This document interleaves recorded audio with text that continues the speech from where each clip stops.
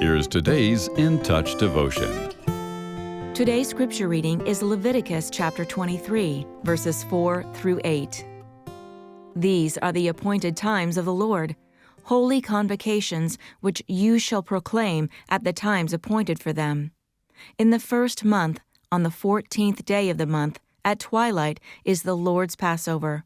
Then, on the 15th day of the same month, there is the Feast of Unleavened Bread to the Lord.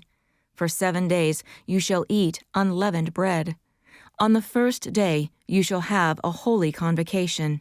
You shall not do any laborious work. But for 7 days you shall present an offering by fire to the Lord. On the 7th day is a holy convocation. You shall not do any laborious work.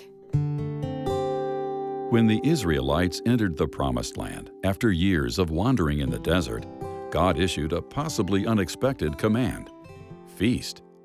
Feasting and enjoying the bounty of the land were meant to tie the Israelites to different rhythms throughout the year, such as harvesting the first and last of the year's crops.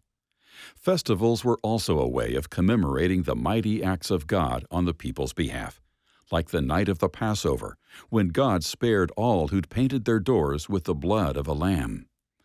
Ultimately, these celebrations were an act of worship that reoriented God's people to right relationship with Him.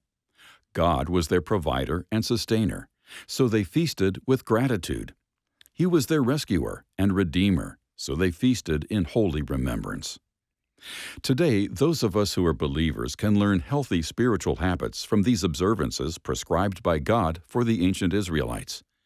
When we pause to give thanks for our blessings, we worship God with our time and attention.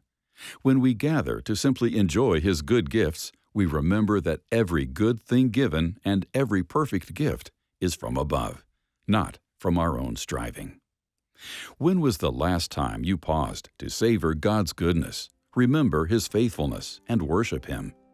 Consider taking time today to taste and see the goodness of God.